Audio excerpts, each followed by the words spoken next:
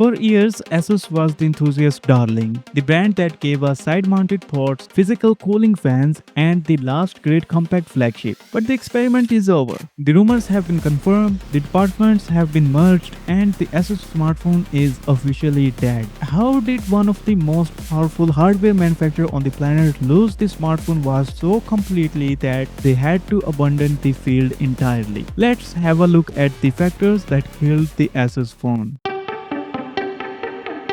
In 2026, ASUS found itself trapped in a pincer movement. They were squeezed by massive general-purpose flagship from above and hyper-efficient specialty brands from below. Their global market share had dwindled to just 0.26%. For years, the ROG Phone was the undisputed king of gaming. However, in 2026, RedMagic effectively annihilated the dedicated gaming phone niche. The RedMagic 11 Pro launched at approximately $749, while the ROG Phone 9 Pro was priced closer to $1,200. ASUS didn't just fight other gaming phones, they fought the Galaxy S25 Ultra and the iPhone 16 Pro Max. In 2026, mainstream flagship became so powerful that the gaming advantage of the ROG Phone vanished. Why buy a bulky ROG phone when a Galaxy S26 Ultra offered the same chip, better cameras, and 7 years of software update? Apple's A19 Pro chip enabled console-level gaming on the iPhone, pulling away the high-end enthusiasts who previously bought ROG phones for pure power. The phone was even competing with handheld devices. ASUS' other stronghold was the small flagship Zenfone. However, they arguably surrendered this niche themselves. When ASUS moved to the large Zenfone 11 and 12 Ultra designs, they directly challenged the Galaxy S26 and Google Pixel 10 Pro. The Galaxy S26 weighed only 167 grams and remained the refreshingly small choice. Meanwhile, the Pixel 10 Pro, having 6.3-inch display, offered a superior telephoto camera and Google's latest AI feature for the same price as the Zenfone.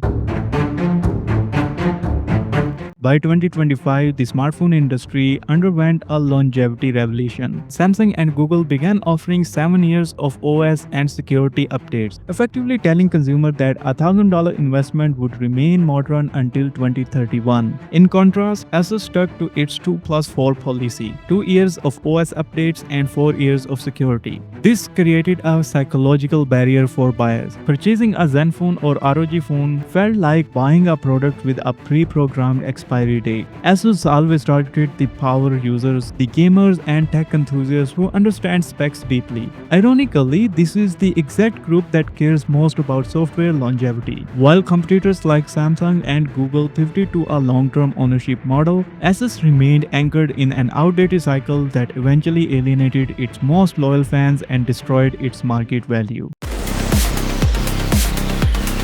By the time ASUS officially announced its exit from the mobile market in early 2026, the tech industry postmortem was unanimous. The hardware was excellent, but the soul was missing. In a hyper-competitive landscape where every surviving brand is defined by a single unmistakable killer feature, ASUS phones suffered from a terminal identity crisis. They were masterfully engineered machines that lacked a clear answer to the most basic consumer question: why this over the other? To understand the failure of ASUS, one must look at the brands that survived the 2026 structural reset. Success in the current market is built on specific marketable superpower. Samsung owns Space Zoom and Productivity Crown, making the Ultra series the default choice for power users who want the best display and optics. Google owns the smartest camera, using its proprietary Tensor AI to turn photography into a point-and-shoot miracle that no one else can quite replicate. Apple's own luxury and ecosystem, selling a status symbol that doubles as a seamless entry point into a global service network. Nothing even carved out a niche in retrofuturism, proving that a distinct visual language and glyph identity could sell phones even without a billion-dollar R&D budget. ASUS, by comparison, had no such anchor. For the average consumer walking into a store in 2025 or 2026, the Zenfone was the other one. It didn't have the best cameras, it didn't have the status of an iPhone, and it didn't have the magic AI features of a Pixel.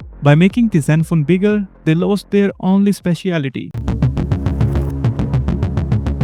ASUS was notorious for what fans called the 4-month fade. They would hold a massive global launch event in January. The hype would be at its peak, however, the phone wouldn't actually show up in stores in the UK, India, or the US until May or June. By the time the phone was actually available to buy, the next big thing, like the new Pixel or a mid-cycle Samsung refresh, was already being teased. ASUS essentially killed their own hype by having a broken supply chain. Also, in major markets like the USA, simply having the right hardware wasn't enough. Carriers like AT&T and Verizon use Vitalis database of IMEI numbers that are officially certified to work on their HD voice and 5G systems. ASUS often refused to pay the massive certification fees for every carrier. This led to ghost incompatibility. You could buy a $1,200 ROG phone that had all the right 5G band, but the moment you put in your SIM card, the carrier would block your calls or data because the device wasn't certified.